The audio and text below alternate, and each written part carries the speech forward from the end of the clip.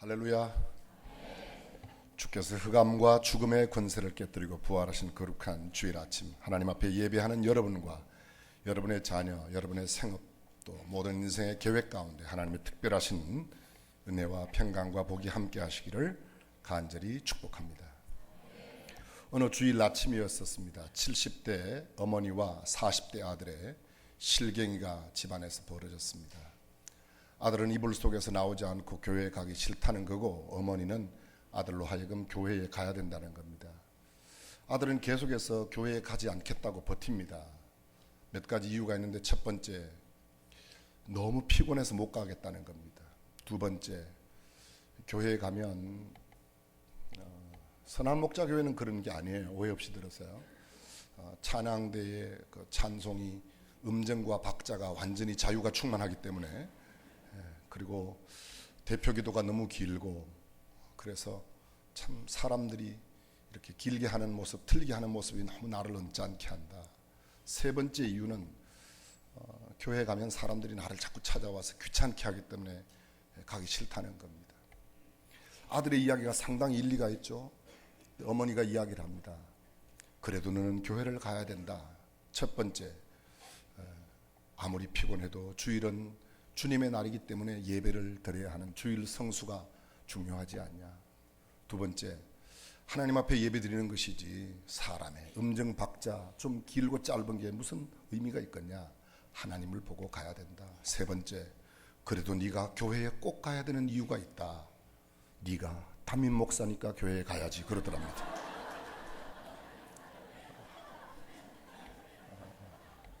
아직도 못 알아들으시는 분이 계세요. 참 주일날 매주 주일을 성수한다는 게 쉽지 않습니다. 그럼에도 이렇게 예배하러 오신 여러분들을 다시 한번 주님의 이름으로 축복하고 환영하고 사랑합니다. 옆 사람에게 한번 인사하시면 좋겠습니다. 참 잘 나오셨습니다.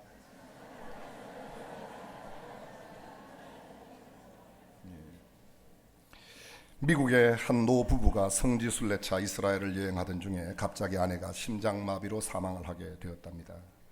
남편은 장의사를 찾아가서 시신 처리와 장례 절차를 물었는데, 장의사는 두 가지 옵션을 이야기했습니다. 첫 번째 옵션은 이곳 이스라엘, 하나님께서 축복하신 땅, 약속과 언약의 땅, 이 땅에 장례를 하면 장례 비용이 500불이면 충분하다고 했습니다. 두 번째 옵션은 만약 이 시신을 방부 처리해서 미국의 본토로 다시 옮겨가 장례를 치른다면 비용이 약 10,000불 이상 들 거라고 했습니다. 어떻게 하시겠냐고. 그랬더니 이 영감님이 한참 고민을 하시다가, 비용이 많이 들어도 다시금 본토로 그 아내의 시신을 옮겨가야 된다는 겁니다. 장의사 측에서는 왜 그러냐, 비용이 그렇게 많이 들어가는데 그냥 여기 장례를 하면 어떻겠냐고 했더니, 아니라고, 본토에 꼭 아내의 시신을 가져가야 된다. 이유가 혹시 있냐고 물어봤더니 그 남편이 이렇게 이야기를 하더랍니다. 오래전에 이 땅에서 어떤 젊은 청년이 하나 죽었는데 사흘 만에 다시 살아났다고 그랬는데, 혹시 내 아내가 살아나면 안 되니까 옮겨가야 된다고 그러더래요. 알아들으세요? 여러분, 정말 부활해서 지금의 내 아내와 내 남편과 내 자녀, 내 형제가 함께 살아도 별로 지장 없어요? 갑자기 왜 대답을 안 하세요? 따로 살았으면 좋겠어요? 우리가 예수 그리스도를 구주와 주님으로 믿는다면 틀림없이 어떤 날 같은 동네에 살게 될 거예요. 그렇죠? 아니, 못 알아들으세요? 같은 천국에 갈 거예요. 근데 이 땅에 살면서 똑같이 예수를 믿는다고 하면서도 틀린 게 아니라 다르다는 이유 때문에 서로 함께하지 못하는 경우가 얼마나 많은지 몰라요. 저는 서로의 다름을 이해하고 서로를 용납하고 이해하면서 그리스도인의 아름다운 사랑의 교제를 만들어가는 선한 목자 교회 되기를 간절히 바랍니다. 아멘. 네, 그렇습니다. 지난주가 부활주일이었습니다. 오늘 찬양대에서 아주 아름다운 찬양, 주님 다시 사셨다고 하는 찬양을 해주셔서 너무 감사해요. 찬양대 수준이 어쩌면 수원중앙교회하고 그렇게 비슷한지 아주 귀한 찬양 감사합니다. 근데 지난 주일이 부활 주일이었어요. 4월 5일이에요. 130년 전 4월 5일, 그러니까 1885년 4월 5일입니다. 거센 풍랑을 헤치고 한 척의 배가 인천 제물포항에 도착했습니다. 단순한 배 한 척의 입항이 아니었습니다. 그것은 바로 5천년간의 우상 숭배와 샤머니즘 속에 빠져있던 조선 땅에 처음으로 복음이 들어오는 감격적인 순간이었습니다. 그날도 마침 부활주일이었습니다. 언더우드와 아펜젤러 두 선교사는 각기 26살, 27살의 젊은 꽃다운 청년의 나이에 복음의 불모지요 황무지였던 조선 땅에 복음을 들고 첫 발을 내디뎠습니다. 그러나 그들은 오래 정착하지 못했습니다. 당시의 국법은 쇄국 정책이었고 용납하지 못했습니다. 그들은 금방 다시금 일본의 요코하마항으로 돌아갔고 다시금 준비하여 절차를 밟고 6월 20일 조선 땅에 정식으로 입국했습니다. 아펜젤러는 그로부터 그러니까 26세의 나이로부터 44세가 되기까지, 그리고 언더우드는 58세가 되기까지, 사실 이 두 나이는 그들이 삶을 마감하는 순간이었습니다. 그때까지 그들의 모든 생애를 조선 땅과 조선 사람을 위해서 드렸던 겁니다. 1885년 4월 5일에 아펜젤러는 본국에 보내는 첫 번 선교 보고서의 내용을 이렇게 기록하고 있습니다. 우리는 부활절에 이곳에 왔다. 그날 사망의 철창을 쳐부수고 부활하신 주님께서 조선의 결박을 끊어주시고 하나님의 자녀로 빛과 자유의 세계로 인도해 주시기를 기도했다. 불과 130년 만에 오늘 대한민국은 세계의 복음의 가장 강력한 수출국이 되었습니다. 저는 미국에 올 때마다 미국에 대한 늘 감사한 마음을 잃지 않습니다. 첫 번째는 복음의 불모지였던 우리 조선 땅, 우리 한국 땅에 미국의 선교사들이 복음을 전하여 주었다는 것이 얼마나 감사한지. 동의하시면 아멘. 정말로 그렇습니다. 두 번째, 1950년 이 코리안 컨플릭트, 소위 남북이 전쟁을 할 때 자유민주주의를 수호하는 남한을 지원해 주셔서 신앙의 자유가 있는 남한을, 대한민국을 그대로 유지할 수 있었다는 게 얼마나 감사한지 모르겠습니다. 여러분, 공산주의가 안 되는 이유가 무엇일까요? 왜 안 되죠? 공산주의는 가난하다, 그런 말씀은 참 설득력이 없습니다. 1970년대 초까지 북한은 우리보다 훨씬 더 소득이 높았습니다. 더 부유했습니다. 부유함과 가난함, 경제적인 수준으로 따져서 공산주의와 민주주의를 택한다면 죄송하지만 우리는 그때 이미 다 공산주의로 갔어야 되는 겁니다. 여러분, 지금 세계에서 가장 잘 사는 나라의 대부분이 사회주의 국가라는 것을 알고 계십니까? 북유럽에 있는 스웨덴, 노르웨이, 덴마크 다 사회주의 국가예요. 캐나다가 사회주의 국가예요. 미국은 민주주의 국가이지만 사회주의가 공산당이 안에 있어요. 합법적으로 있어요. 그렇죠? 있어요. 잘못 여쭤봐서 죄송해요. 있어요, 여러분. 문제는 이것입니다. 공산주의는 유물사관으로 신을 부정해요. 하나님을 부정해요. 그래서 안 된다는 거예요. 경제적인 이유가 아닙니다. 도덕적인 이유, 윤리적인 이유가 아닙니다. 하나님을 신뢰하냐, 하나님을 인정하냐, 그것을 신뢰하지 않고 인정하지 않냐 하는 그런 중요한 문제. 그런 면에서 정말로 미국이 얼마나 감사한지 모르겠습니다. 세 번째는 대한민국의 경제가 오늘 세계에서 이만큼 이렇게 아주 경제 대국으로 우뚝 섰다는 것은 미국의 도움이 아니면 사실은 거의 불가능했을 겁니다. 정말로 여러분, 대한민국이 얼마나 부자인지 아세요? 무역 규모가 세계에서 8위예요. 8위. 이미 다 알고 계셨어요? 8위예요. 세계 8위예요, 여러분. 대한민국의 땅덩어리가 얼마나 좁습니까? 북미에 있는 5대호에 남한의 땅덩어리 한 10개 갖다 넣어야지 호수를 메울 수 있답니다. 그랜드 캐년에 있는 그 골짜기를 다 메우려면 남한 땅덩어리 한 2개를 갖다 넣어야지 다 메울 수 있대요. 오늘 집에서 오실 때 무슨 이야기를 들어도 놀라지 않으리라고 결심하고 오셨어요? 이게 얼마나 놀라운 일인데 말이죠. 우리나라가 얼마나 작은지 알 수 있어요. 사실은요, 한국을 아는 나라는 한국, 일본, 중국만 한국을 잘 알고 대부분의 나라는 한국을 잘 몰라요. 미국은 지금 굉장히 한국을 잘 아는 것 같지만 우리가 미국 땅에서 한국을 잘 알지 진짜 미국 사람은 한국을 많이 몰라요. 아세요 그거요? 잘 몰라요 여러분. 제가 1990년도에 아프리카에 갔었어요. 한 3개월 동안 아프리카에 있었었는데 사람들이 저를 만나면 물어봐요. Are you Chinese? No. 두 번째로 물어봐요. Are you Japanese? No. 그럼 세 번째로 물어봐요. 뭐라고 물어보는지 아세요? Where are you from? 이렇게 물어봐요. Are you Korean? 이렇게 안 물어봐요. 그러면 I'm from Korea. 그러면요. Korea? Where is Korea? 이렇게 물어봐요. 한국은 잘 몰라요. 여러분 1990년도면 우리가 올림픽을 하고 난 뒤였어요. 근데 대한민국 올림픽을 모르는 사람이 훨씬 많아요. 우리만 올림픽이 대단하지 아프리카 사람들은 전혀 몰라요. 미국의 예를 들어볼게요. 여러분 현대자동차가 메이드 인 코리아인 거 아시죠? 예, 정말 놀라운 걸 알고 계시네요.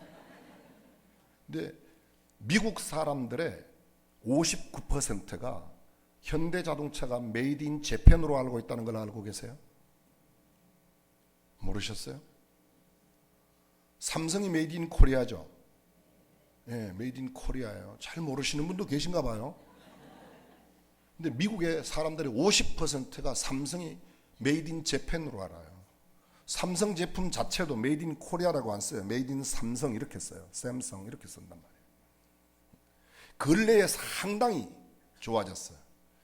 한 달 전에 영국에서 브랜드 파이낸스에서 발표한 세계의 기업의 소위 브랜드 가치 순위를 발표했어요. 1위 애플, 2위 샘성, 3위 구글, 4위 마이크로소프트, 5위 AT&T 이런 식으로 쭉 발표해서 한 20위까지 발표했습니다. 세계 2위 기업이 삼성이에요. 근데 미국 사람들은 이 삼성이 한국 기업인 줄 몰라요. 일본 기업으로 아는 사람이 50%나 된다. 그나마 미국 사람들이 근래에 삼성이 한국 제품이라는 걸 많이 알기 시작했어요. 왜냐하면 애플하고 삼성하고 전쟁이 일어났거든요. 바로 이 캘리포니아에서도 법정에 소송이 진행됐었어요. 그렇죠? 처음 삼성이 벌금 받은 게 애플로부터 소송해서 패소해서 벌금 받은 게 5천억 원이에요. 5천억 원. 한국 돈으로. 미국 돈으로 따지면 약 한 5억 불 정도 되죠? 5억 불? $500 million. 한 5억 불 정도 되는데요. 그게 그렇게 많은 돈이 아니에요. 우리에게는 막 어마어마한 돈이지만 이 삼성의 매출 그리고 삼성의 순이익을 따지면 그렇게 큰 돈이 아니에요.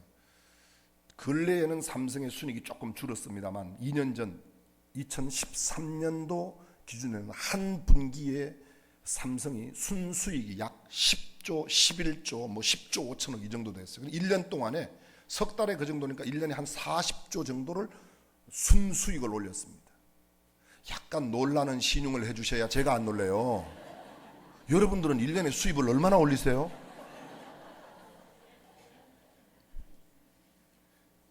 (1년에) 40조 같으면요 5천억은 80분의 1이에요. 1년 순수익의 80분의 1, 그죠? 1.125% 정도밖에 되지 아주 적은 돈이에요. 그런데 삼성은 내지 않습니다. 계속해서 애플하고 소송을 제기합니다. 이유가 뭐예요? 소위 노이즈 마케팅을 하는 거예요. 전 세계의 언론이 도대체 애플하고 계속 이 소송을 벌이고 있는 삼성이 도대체 어떤 기업이냐? 그 몇 년 사이에 2년 전까지 삼성은 세계 브랜드 가치가 기업의 브랜드 가치가 19위에서 21위를 거의 10년 동안 유지해 왔었어요. 근데 한 2년 사이에 확 바뀌었습니다. 미국에서 발표한 뭐 여기 무디스 앤 푸어스 뭐 있죠. 여러분들은 오직 주의 말씀 외에는 다른 경제에는 별로 관심이 없어요?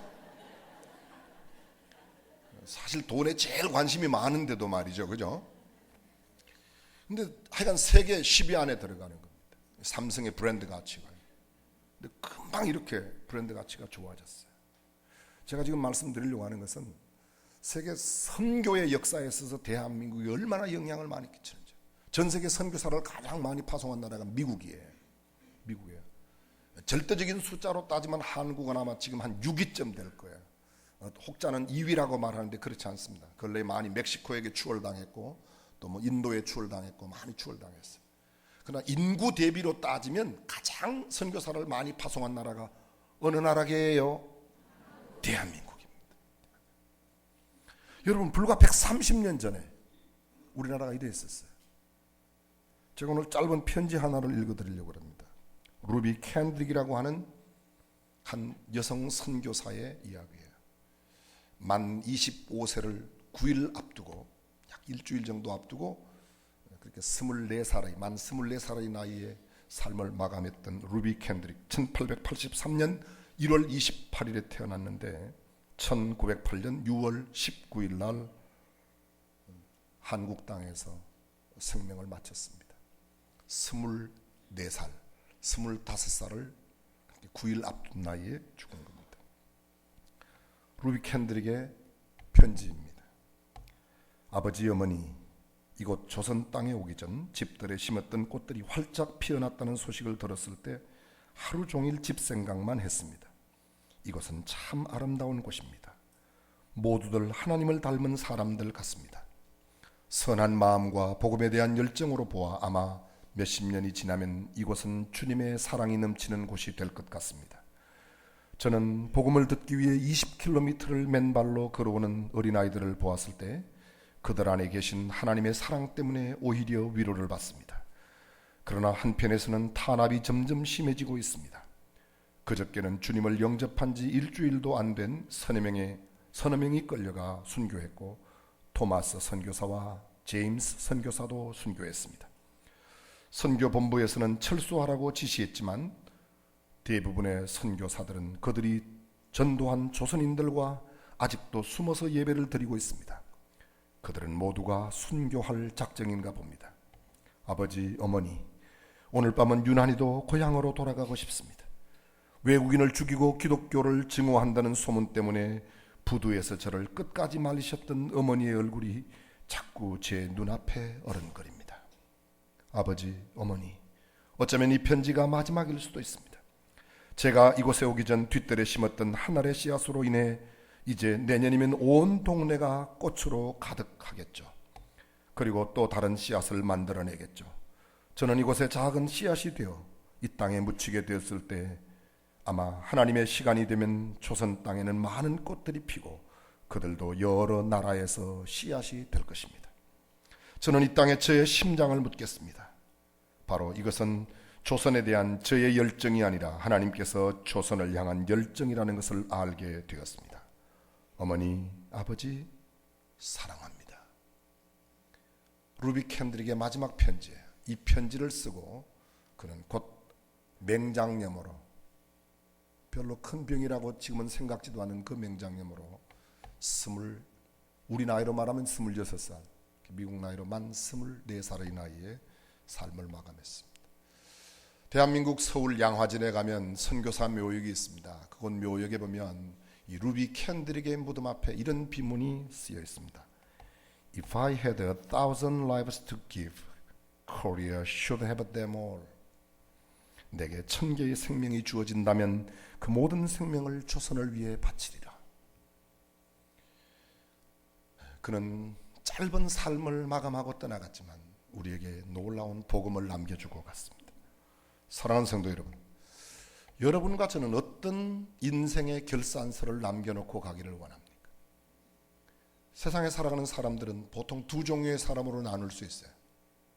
한 부류의 사람은 명패를 위해 사는 사람이고 다른 한 부류의 사람은 비문을 위하여 살아가는 사람입니다. 내가 살아있을 때 남들이 나를 어떤 사람으로 알아주느냐, 소위 명패의 신경을 곤두세우고 살아가는 사람들, 현대의 대부분의 사람들은 그러합니다. 그러나 다른 한 부분의 사람은 내가 떠났을 때 후대의 사람들이 나를 어떤 사람으로 기억해 주기를 바라는가.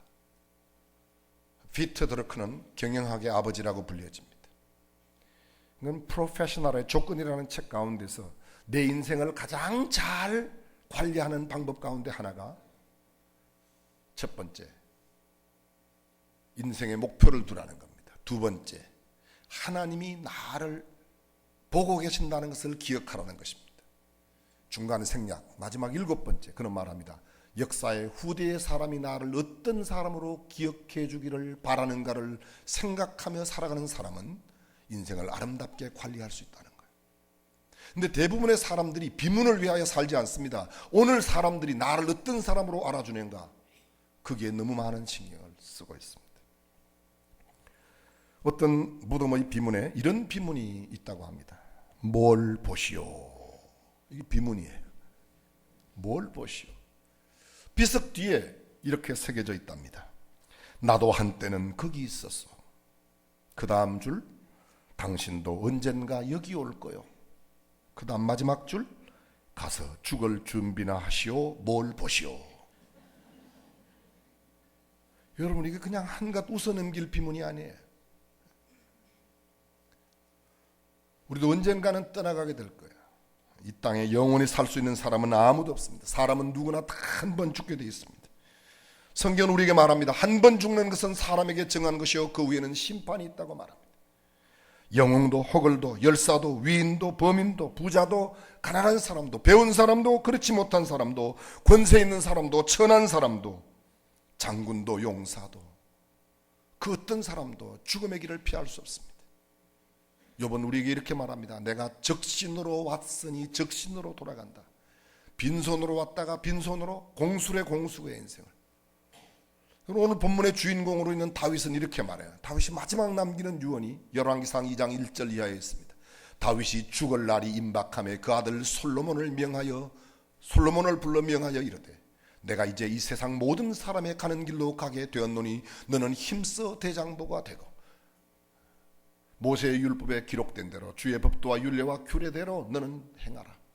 그리하면 내 후손이 왕위에서 끊어지지 아니하고 내가 어디로 가든지 무엇을 하든지 형통하게 될 것이다. 이것이 다윗이 남기는 마지막 유언이에요.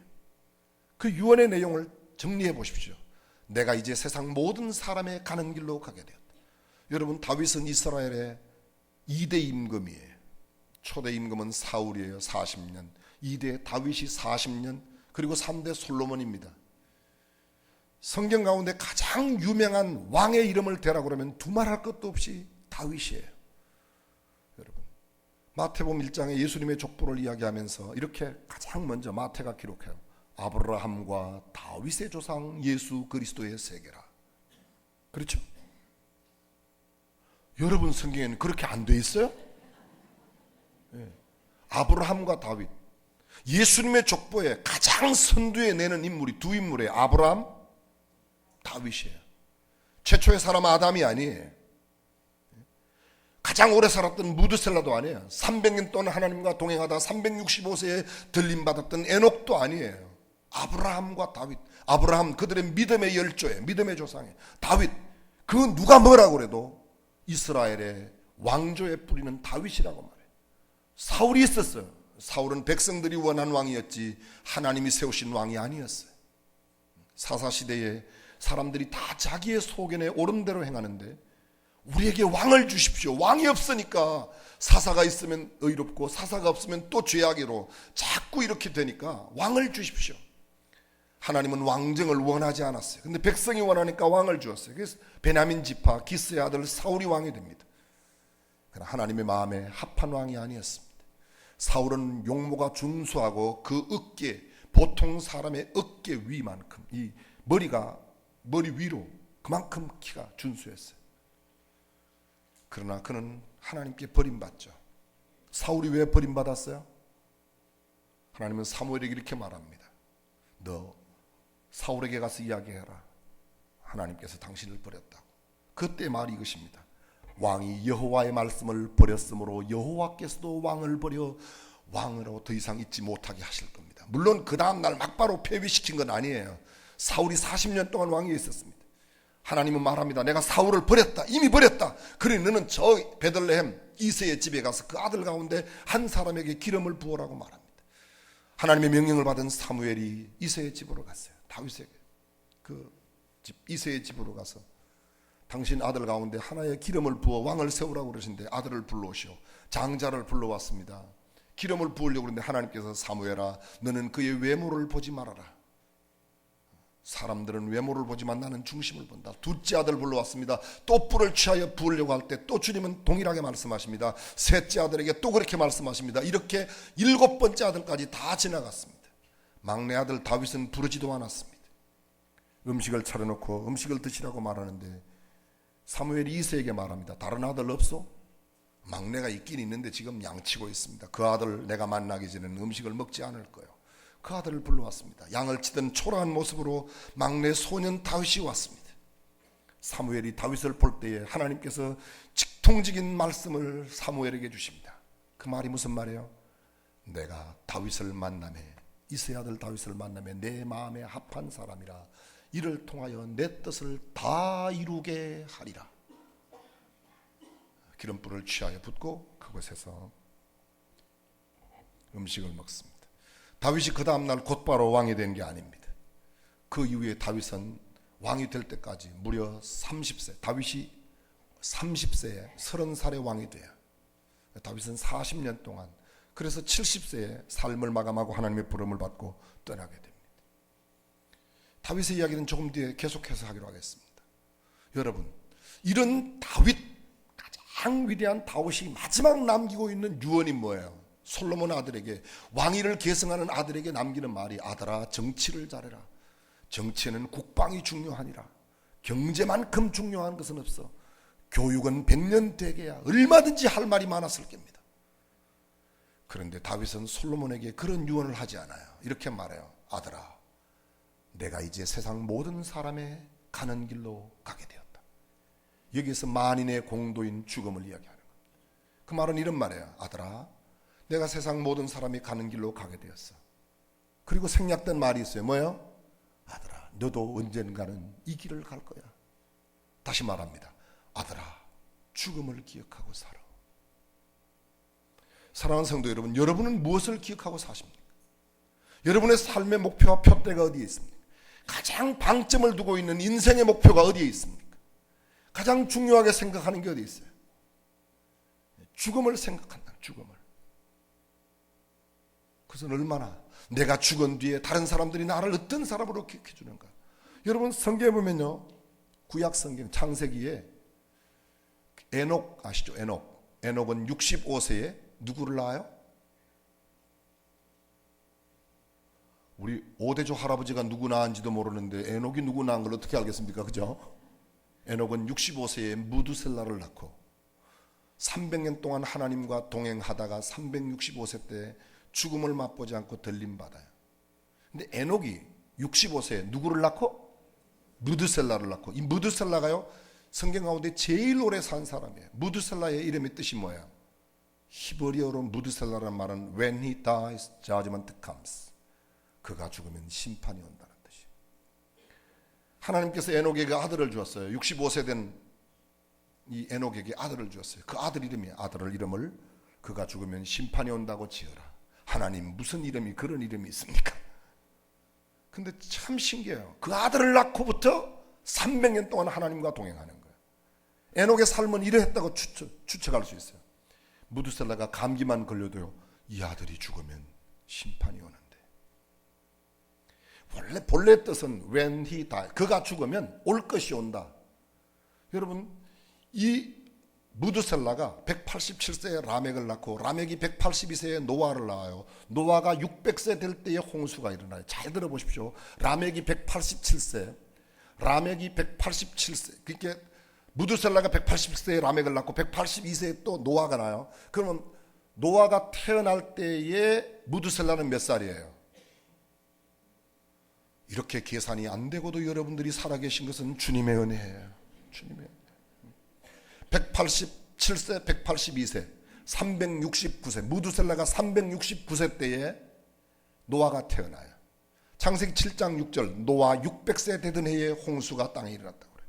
그럼 노아가 600세 될 때는 무두셀라는 몇 살이에요? 369 플러스 600, 969. 무두셀라가 몇 살에 죽었어요? 969세. 969세가 죽던 해에 뭐가 일어났어요? 홍수가 일어났어요.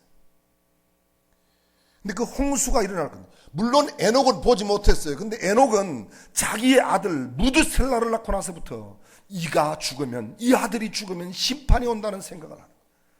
죽음에 대한 생각을 하루도 잊을 수가 없는 겁니다. 밖에 나갔다가 좀 늦게 들어오면 이 녀석 어떻게 됐어? 이 녀석이 어떻게 되면 심판이 오는데. 여러분, 사람이 죽는다는 사실을 생각하면 함부로 살지 않을 거예요. 그렇다 1번, 안 그렇다 2번. 그렇죠. 죽음을 기억하고 사는 거예요. 죽음을 기억. 두 번째로 이렇게 말합니다. 너는 힘써 대장부가 되고. 다윗이 솔로몬에게 하는 이야기는 대장부가, 이 히브리어 원어의 대장부라는 단어는 찾아보세요. 믿음에 부유한 사람이야. 아들아, 너는 믿음으로 살아. 너는 믿음에 부유한 사람이 되어. 우리가 잘 알고 있는 대로 솔로몬은 역사상 가장 부한 사람이에요. 솔로몬의 성전을 지을 때 금 한 켜놓고 돌 한 층, 금 한 층, 돌 한 층 이렇게 놓았어요. 예수님께서 마지막 날에 이 예루살렘 성전이 무너질 때 돌 하나도 돌 위에 있지 않으나 그대로 이루어졌어요. 그게 AD 70년 로마의 타이투스 대장이 예루살렘을 침공하여 그 성을 무너뜨릴 때 돌 하나도 돌 위에 두지 않아요. 왜? 돌 사이에 있는 금을 다 빼가기 위해서요. 성경은 말해요. 금을 물쓰듯 했어요. 물쓰듯. 솔로몬이. 근데 솔로몬에게 남겨준 이야기는 이거예요. 너는 믿음에 부유한 사람이더라. 황금을 모으는 데가 아니었어. 그리고 마지막에 주의 법도와 율례와 규례를 모세의 율법에 기록된 대로 다 지켜가라. 한마디로 말합니다. 말씀대로 살아라. 아들아, 너는 말씀대로 살아. 아들아, 너는 믿음을 지켜. 아들아, 너는 언제나 죽음을 가지고 죽음을 기억하며 살라는 거예요. 이것이 다윗이 남기고 있는 이야기입니다. 다윗이. 그리고 그러한 다윗이 드디어 오늘 이 다윗의 일생 이야기를 40년 동안의 왕 이야기, 다윗의 70세의 이야기를 다 할 수 없어요. 여러분들이 이미 성경적 사무엘 하는 전장이 거의 90% 이상 다윗의 이야기를 담고 있어요. 다윗의 이야기를 담고 있어요. 사무엘 상부터 나타나죠. 어린 다윗부터 시작해서. 그 다윗의 모든 마지막 인생의 결산이 뭐예요? 역대상 29장 성경을 한번 펴보십시오. 이새의 아들 다윗이 온 이스라엘의 왕이 되어, 온 이스라엘의 왕이 되어 이스라엘의 왕이 되었다. 헤브론에서 7해, 예루살렘에서 33해. 정직하게 아주 정확하게 표현하면요, 헤브론에서 7년 6개월, 예루살렘에서 32년 6개월, 이렇게 해서 40년 동안 왕이 있게 돼요. 온 이스라엘의 왕이 되었다. 저는 다윗의 인생 결산서의 첫 번째 내용을 이렇게 말할 수 있습니다. 다윗은 지도력의 삶을 살았다. 왕으로서의, 왕, 통치의 개념이 있습니다. 또 다른 말로 말하면, 오늘날의 개념으로 말하면 그는 지도자의 삶을 살았어요.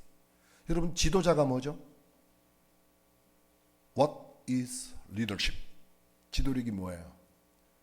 현재까지 이 지도력에 대한 데피니션이 한 3,000가지가 나와 있어요.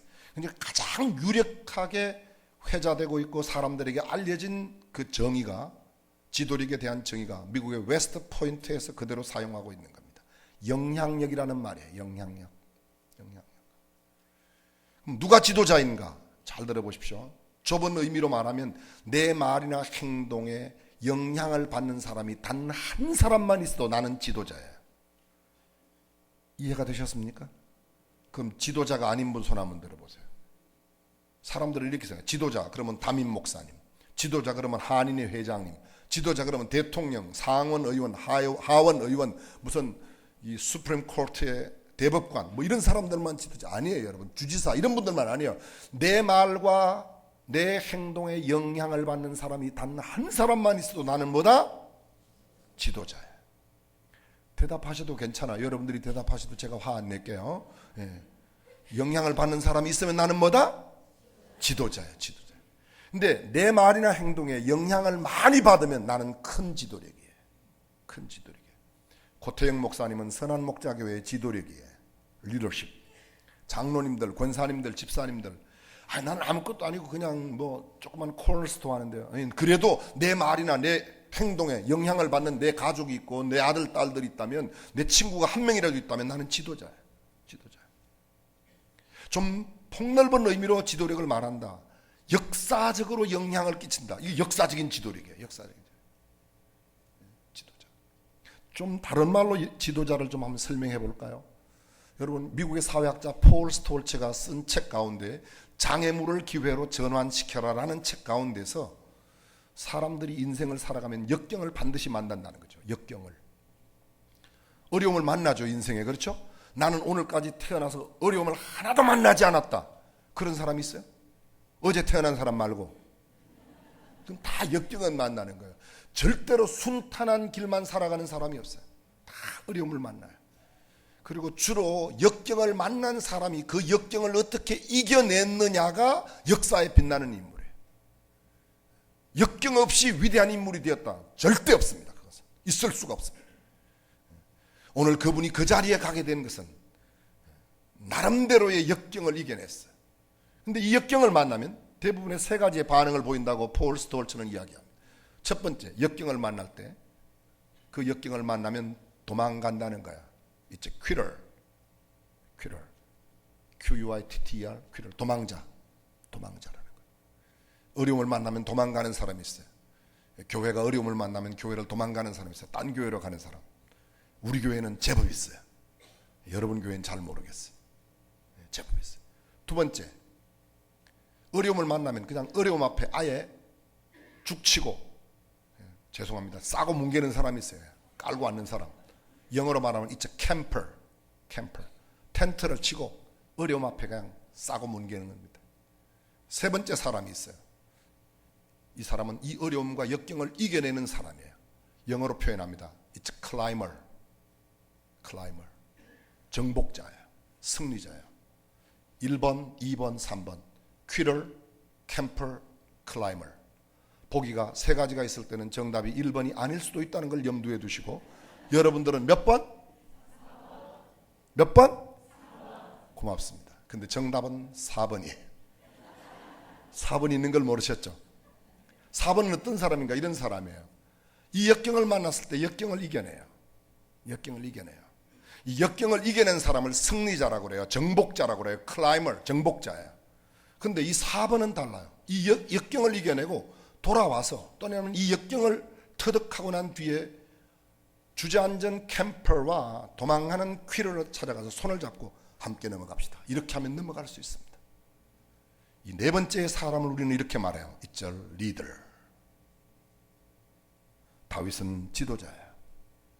사울의 시기로부터 다윗의 시기가 보통의 격변기가 아니었어요. 대격변기였어요. 저는 이 짧은 시간에 나열할 수 없지만 엄청난 격변기예요. 사울이 사울의 왕조를 세울 때도 쉽지 않았어요. 사울 왕조가 무너지고 다윗 왕조로 넘어갈 때도, 여러분 가만히 보십시오. 역대상 12장에 보게 되면 다윗 왕조를 돕는 12지파의 사람들의 이야기를 합니다. 그런데 베냐민 지파는 끝까지 함께 하지 않아요. 왜요? 베냐민 지파에서 사울이 났는데 사울의 아들이 왕이 되어야지. 요나단이라고 하는 아들이 있지 않습니까? 그런데도 안 되는 거예요.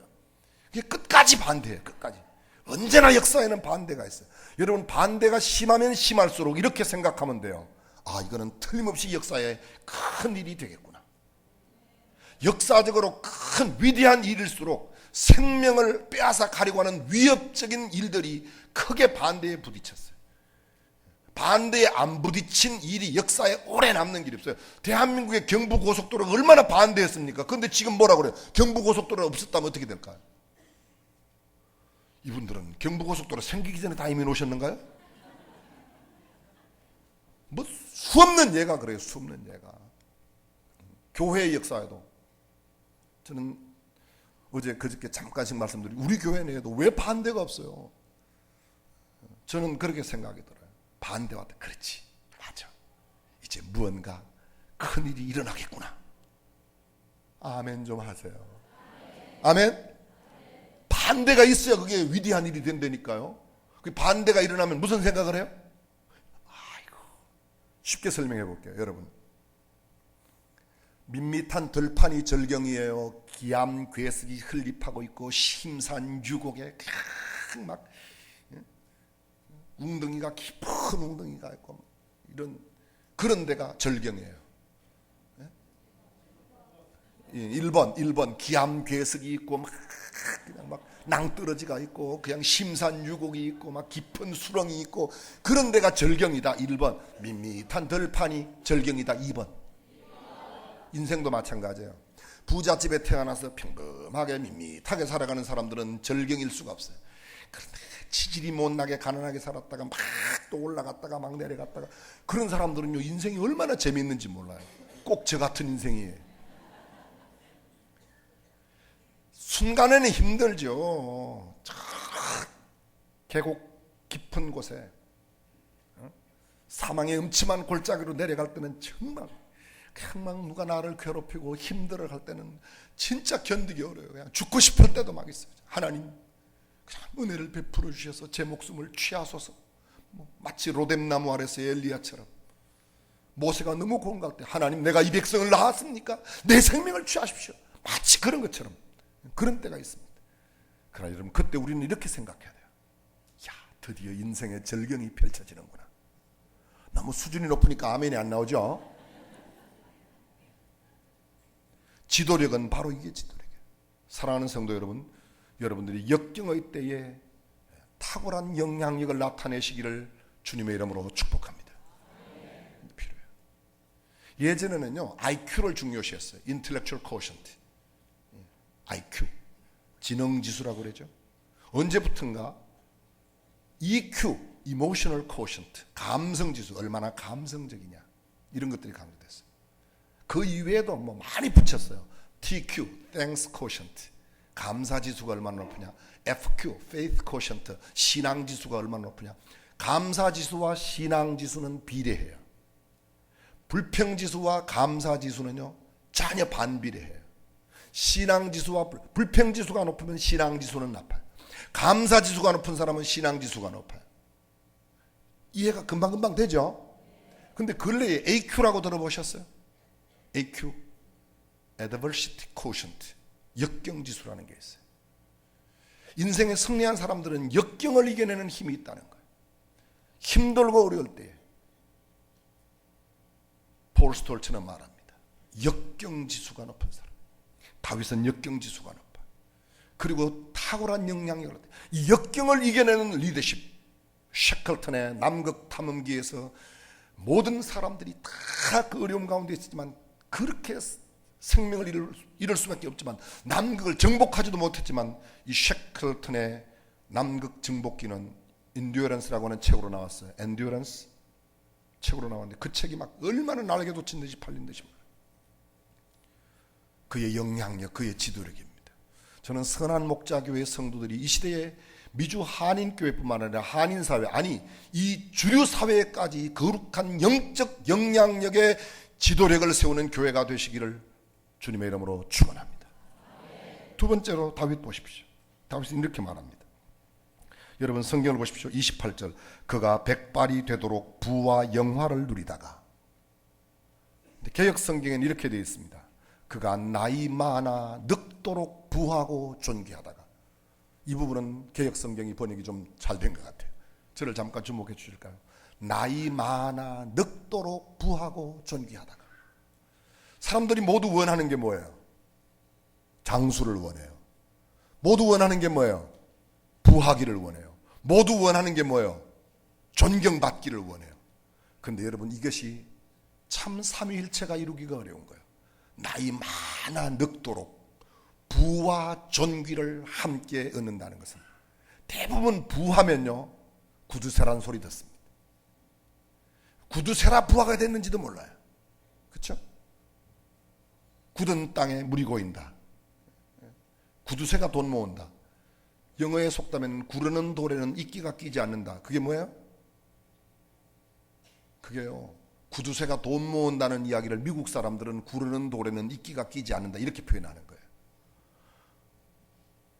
믿어주세요. 진짜요. 이 존귀와 부, 존귀함과 부, 좀처럼 하모니를 이루기가 어려운 거예요. 근데 보세요. 나이 많아 늙도록. 다윗은 70세까지 살았어요. 지금은 70세는 아주 영 에이지예요. 영 에이지. 그렇죠?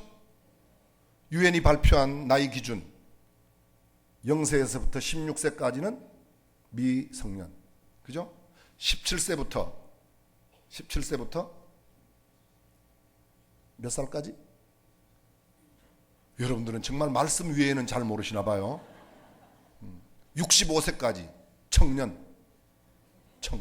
65세까지가 청년에 유엔이 발표하는 거예요. 발표한 지 얼마 안 됐어요. 한 2달 안 됐어요. 그리고 66세부터가 뭐예요? 66세까지가 장년. 그 다음 85세가 넘어가야 뭐예요? 노년이에요. 노년. 여기는 노년은 몇 분 안 계시네요. 대부분 이제 청장년이 주로 많이 계세요. 청장년이 많이 계신데 우리 교회 양로원이 있어요. 양로원에 입소하여 계신 어르신들의 평균 연령이 86세세요. 제일 많으신 분 105세 작년에 돌아가셨어요. 얼마 전에 99세 되신 어르신이 돌아가셨고 지금 101세 되신 분도 계시고, 저는 제가 천국 환송 예배 드린 분 가운데 제일 나이 많으신 분은 작년에 제가 장례 집례를 했는데요. 111살. 황수라고 그러죠. 황수. 99세를 백수라고 그래요. 100백자에다가 하나 빼 한일자 위에 걸 떼내서 흰백자 백수. 그게 99세를 백수라고 그러죠. 90세를 뭐 졸수라고 그러고 뭐 이게 전부 다 있어요. 88세를 미수라고 그러고 뭐 그렇죠? 또 뭐 70세를 칠순 고희라고 77세를 미수라고 그래요. 희수 맞아. 희수라고 그랬죠. 88세는 미수. 이렇게 해서 막 쭉 이렇게 표현들이 있습니다. 근데 111살을 황수라고 그래요. 황수. 근데 111살 가보니까 막내 아들 하나만 살아있는데 그분이 80세더라고요. 다른 아들은 다 죽었어요. 여러분들은 웬만하면 111살까지는 안 사시는 게 후손들에게 도움이 될 수가 있어요. 여러분, 나이 많아 늙도록 부하고 존귀하다가 도대체 조화가 잘 안 되는 거예요. 하모니가 잘 안 된다니까요. 근데 다윗은 나이 많아 늙도록 부하고 존귀하다가, 저는 선한 목자교회 모든 성도들이 나이 많아 늙도록 부하고 존귀하게 되시기를 바랍니다. 이 다윗의 인생 결산서예요. 제가 긴 설명을 못 드려 죄송합니다. 세 번째 29절입니다. 다윗 왕의 역사는 처음부터 끝까지 선견자 사무엘의 기록과 선지자 나단의 기록과 선견자 가서의 기록에 다 올라 있는데, 여러분 선견자 선지자 그게 사무엘의 글 나단의 글 가서의 그 글에 기록에 다 올라 있단 말이죠. 이걸 오늘날 말하면 선견자 선지자의 기록이니까 오늘날로 말하면 이건 교회사라는 말이에요. 교회사. 거룩한 역사. 선지자들의 기록에 남아있다는 거죠. 대한민국 교회사를 기록하면, 미주 한인교회의 교회사를 기록하면, 좁게는 선한 목자 교회의 교회사를 기록하면 그곳에 기록되는 인물. 기록을 남기는 인물이에요. 후대에 무언가를 남기는 인물이에요. 여러분들은 무엇을 남기겠습니까? 무엇을 남기겠어요? 여러분들이 만약 글을 남긴다면 어떤 글을 남기겠어요? 미국에 골드러시가 있었어요. 미국의 동부에 도착했던, 저기 펄리머스에 도착해서 매사추세츠를 동부의 13개주에 처음 정착했던 이 퓨리탄들이 말이죠, 서부에 금이 난다는 소식을 듣고 서부로 고 서부 서부로 소위 골드러시라고 그래. 그렇죠?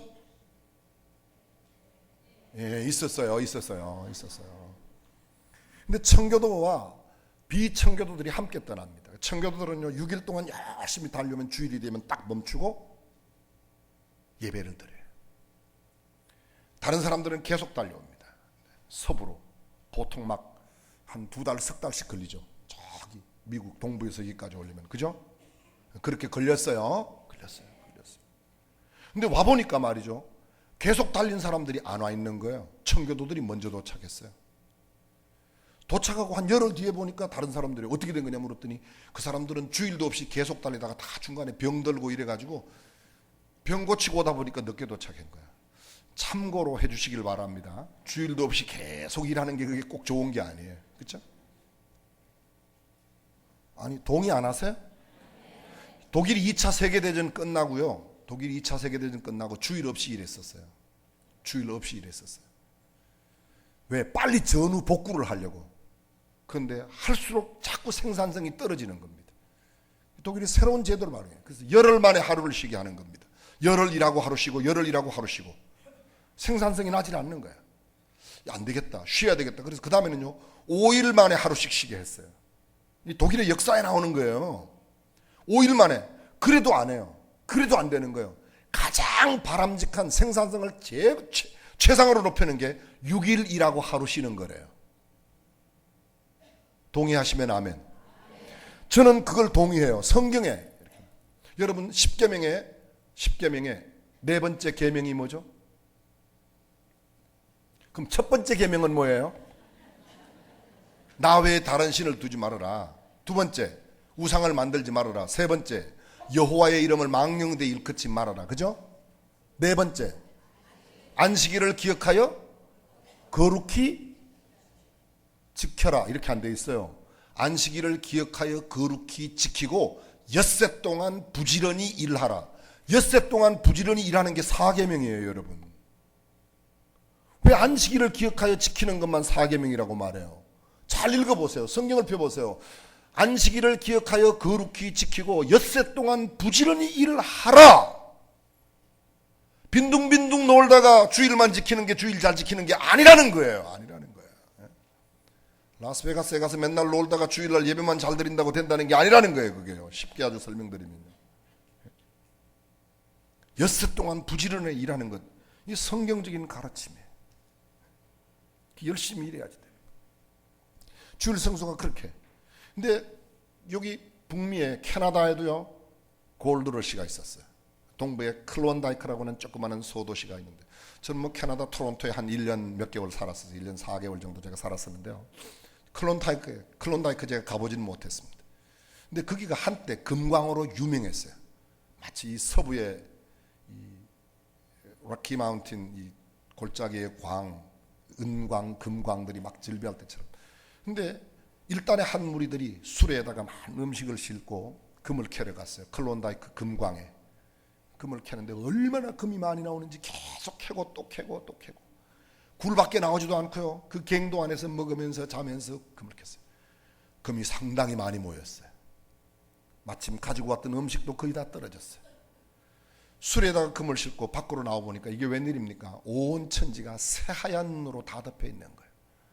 여러분 아실 거예요. 미국의 동북부 저기 토론토, 미국의 저 캐나다의 동남부에 있는 그곳, 보스턴보다 토론토가 위도가 훨씬 더 남쪽으로 되어 있는 거 아시죠? 남쪽으로 되어 있어요. 죄송해요. 남쪽으로 되어 있어요. 세인트 로렌스 그쪽으로 강으로 뭐 해갖고 쭉 전부 다 눈이 굉장히 많이 와요. 제가 캐나다 사는 동안에도 겨울을 2번 보냈는데요. 뭐 눈이 왔다 하면 그냥 50cm, 뭐 많이 올 때는 막 2m씩 이렇게 와요. 몬트리올 시장은 눈을 잘 치야 시장이 당선된다고 할 만큼 그렇게 눈이 많이 와요. 1년 예산에, 공식적인 1년 예산의 절반이 제설비래요. 눈 치우는 데 들어간대요. 확인은 제가 못 해봤어요. 그냥 들은 이야기니까 그냥 참고로만 해주세요. 그런데 눈이 많이 오니까 갈 데가 없잖아요. 음식은 떨어졌어요. 그 사람들은 다시 수레를 갖고 금갱도 안으로 들어갑니다. 그리고 죽어갑니다.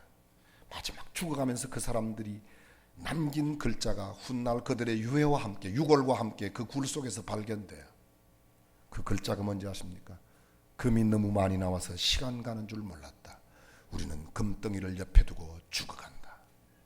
그게 그들이 마지막 남긴 이야기. 마지막 남긴. 그 사람들 참 어리석죠. 그런데 그 어리석은 사람이 바로 내 옆에 있는 사람이고, 내 옆에 있는 나도 그런 사람이라는 걸 알고 계십니까? 내 옆에 있는 그 사람, 옆에 있는 사람, 나 수준 높아서 잘 못 알아들었어요. 거의 다 여러분 지나간 월요일부터 어제까지 아니면 금요일까지 열심히 일한 게 뭐예요?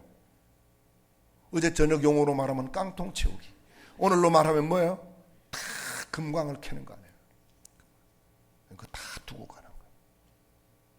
부하고 존귀한 삶으로 정말 내가 가진 것을 보람있고 의미있게 쓴 것만 내 것이에요. 쓴 것만.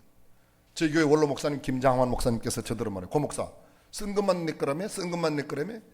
언젠가 제가 설교할 때 그 이야기를 한 번 했는데요. 김장환 목사님 처음 쓴 것만 내 거라며? 가진 게 내 게 아니고 쓴 것만 내 거라며. 맞죠? 쓴 것만 내 거예요. 얼마나 많이 벌고 왔냐가 아니죠. 무엇을 위하여 얼마나 쓰고 왔냐. 다윗의 삶은 이렇게 말합니다. 다윗의 인생 결사서 첫 번째 지도력의 삶을 써. 두 번째 부하고 존귀하다가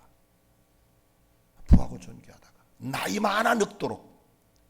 흔히 한국에는 그런 말이 있습니다. 뭐 말씀과 조금 동떨어지긴 하지만 한번 들어보십시오. 나이가 70이 넘어서도 골프를 치면 그 사람은 인생을 성공했대요. 왜 그러냐 물었더니 70이 넘어서도 골프를 칠 수 있다는 건 건강하다는 증거다. 골프는 혼자 못 치는 거니까 같이 친 거니까 친구가 있다. 골프를 치려면 돈이 있어야 된다. 미국은 싸지만 한국에는 골프 비용이 비싸니까 그만큼 그렇게 경제력도 있고 친구도 있고 건강도 있으니까 인생을 성공했다고 그러는 거예요. 상당히 뭐 나름대로 일리가 있습니다. 그러나 저는 성경적으로 말합니다. 다윗의 인생 결산서를 볼 때 오늘 저와 여러분들도 나이 많아 늙도록 부하고 존귀한 삶을 살아가시기를 주님의 이름으로 축원합니다. 마지막 세 번째입니다. 방금 얘기했습니다. 여기 이야기했던 선견자의 거룩한 역사의 기록이 되었다. 마지막 30절 보세요. 그의 통치와 무용담 및 그와 이스라엘과 세상 모든 나라가 겪은 그 시대의 역사가 기록되었다. 29절의 역사는 교회사, 거룩한 역사에, 구별된 역사에, 성경의 역사에 기록될 만한 그런 역사라는 거예요. 그런데 30절의 역사는 세상의 역사에, 캘리포니아의 일반 역사를 기록해도 선한 목자 교회는 그곳에 기록되고 선한 목자 교회의 집사님, 권사님, 장로님들의 기록이, 사역들이 캘리포니아의 역사에, 미 합중국의 역사에 뺄래야 뺄 수 없을 만큼 선명하게 기록된다, 이런 뜻이에요. 아멘 좀 하소. 참고로 아멘의 뜻을 알려드릴게요. 아멘은 첫 번째, 전 세계적으로 약 한 40개 나라가 지금 나라로 인정받아요. 근데 그 240개 나라로 인정받는 나라 가운데, 공식적인 나라 가운데서요, 딱 이 한 단어가 다 통하는 나라예요. 다 똑같아요. 이거는요. 그게 아멘이에요.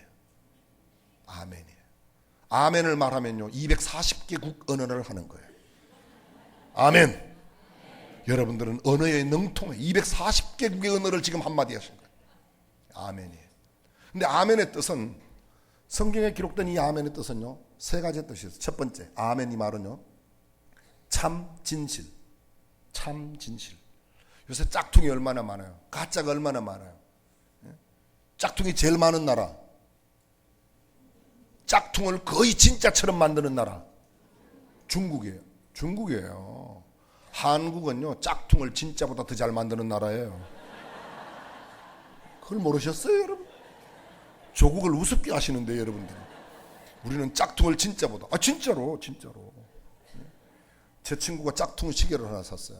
롤렉스 시계를 샀어요. 10,000원을 주고 샀어요. 시계줄이 고장나서 시계방에 보냈더니 75만 원짜리 진짜 롤렉스 시계줄을 바꿔 꼈어요. 그거 봐요 그게. 가서 이실직고 하고 도로 리턴했지만, 근데 짝퉁이 많은 그런 시대에, 가짜가 많은 시대에 참 진실, 성경에 진실로 그게 아멘 아멘 이렇게 돼 있어요.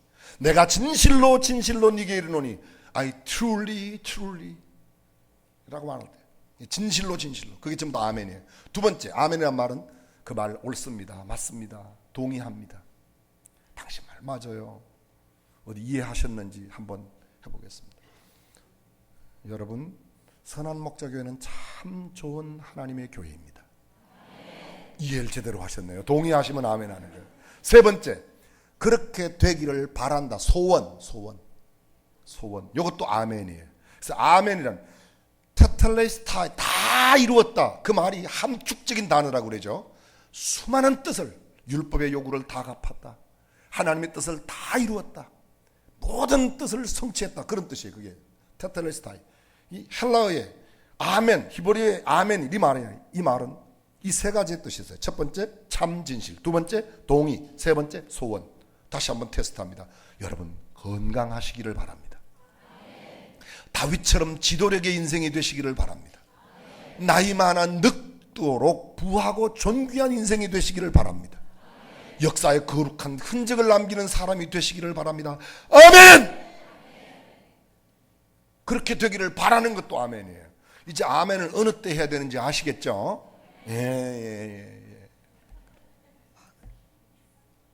보십시오. 다윗의 마지막 결산, 그의 거룩한 역사에도 기록을 남겨요.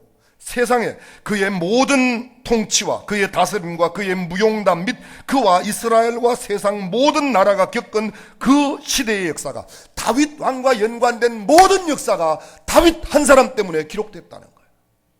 여러분, 얼마나 놀라운 일입니까? 나 한 사람 때문에 우리 교회 역사가 북가주 역사에, 아니 이 북가주가 아니고 여기 남가주? 중가주?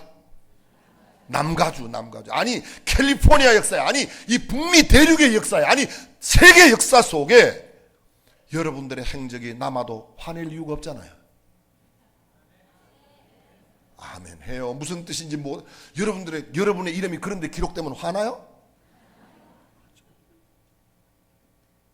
한국 교회사를 쓰면, 한국인 교회사를 쓰면 여기 로울랜드 하이츠에 있는 선한 목자 교회의 역사가 좀 기록된다면 얼마나 좋겠어요. 그죠? 몇몇 사람들은 한국으로 돌아가셔야 할 분들이 계세요. 아멘 안 하시는 분들은 오시면 한국에서 우리 교회 오세요.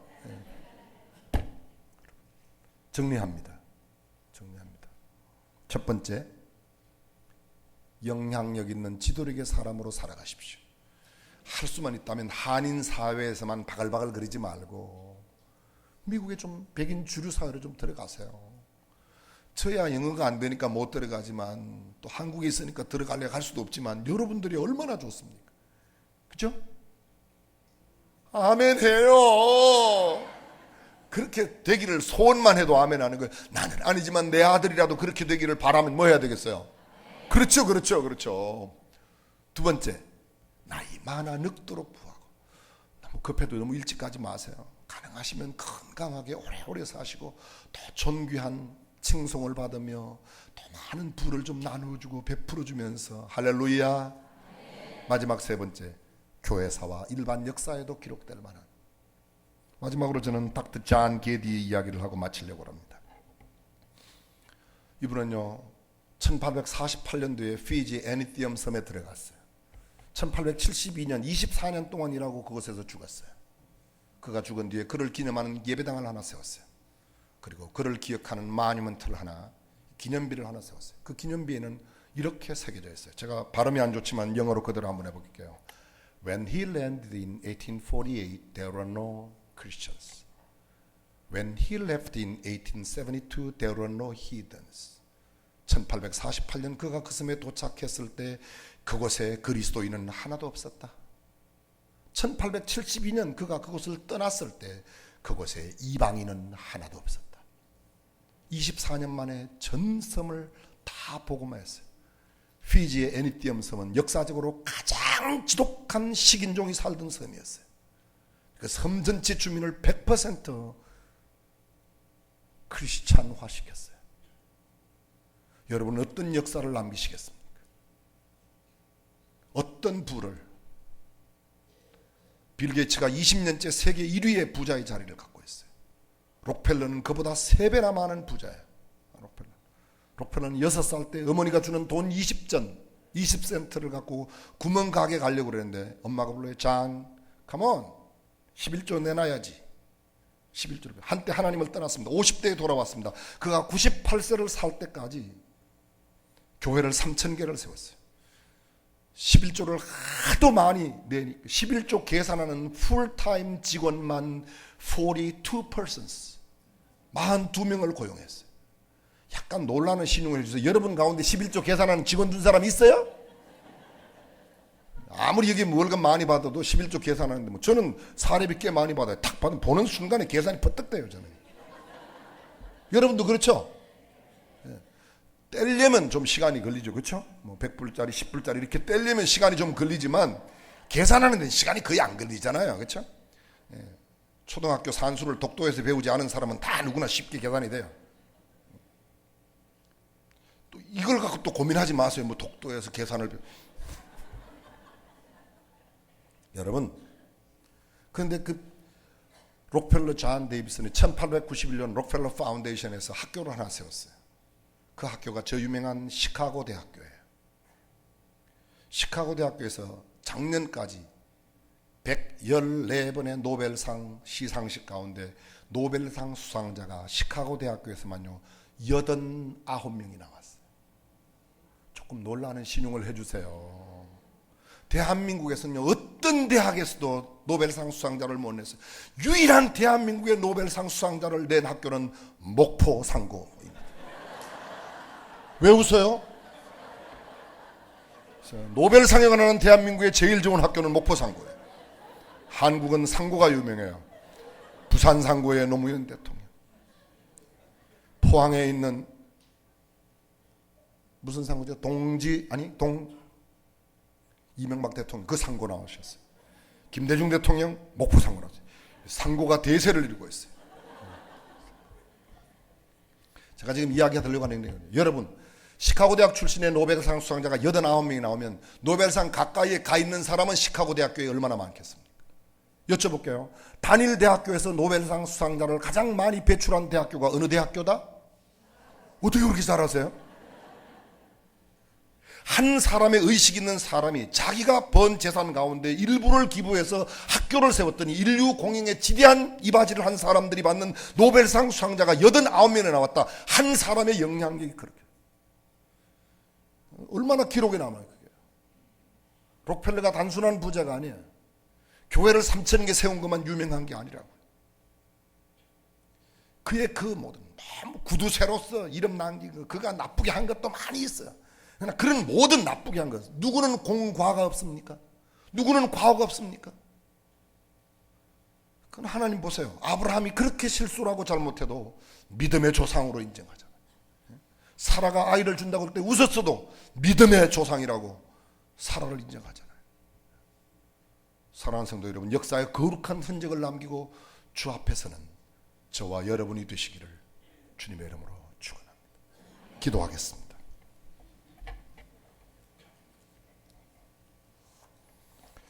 조용히 눈을 감고 머릿속에 한번 생각해 보십시오. 나는 비문을 위해 사는 사람인가? 아니면 명패를 위해 살아가는 사람인가? 그들이 그들의 생명의 소중성을 몰라서 44살의 나이에 58살의 나이에 24살, 25살의 젊은 나이에 우리 조국 조선의 불쌍한 인민들을 위해서, 민초들을 위해서, 그 백성들을 위해서 그렇게 복음을 들고 그들은 참으로 의미 있는 삶이 무엇인지 알았습니다. 나이 많아 늙도록 부하고 존귀한 것은 참으로 좋은 일이지만 때로 하나님의 영광을 위하여 버려야 한다면 기꺼이 내 생명도 내놓을 수 있는 사람, 그들을 우리는 순교자라고 말하고 그들이 선지자라고 말하고 그들이 선교사였어요. 그들은 비록 짧은 생애를 살았지만 거룩한 영향력을 끼친 사람이에요. 길게만 산다고 꼭 좋은 것이 아닙니다. 짧게 죽는다고 꼭 나쁜 것도 아닙니다. 하나님이 인정하실 만한 거룩한 영향력의 사람으로 이 시간 하나님, 나도 내 생애 동안에 얼마나 삶이 허락될지는 모르지만 주께서 허락하시는 삶의 길이 동안 거룩한 영향력을 끼치는 지도력의 삶을 살게 해주십시오. 그렇게 기도하십시오. 하나님, 할 수만 있다면 나이 많아 늙도록 부하고 존귀한 아름다운 조화의 사람이 되게 해주십시오.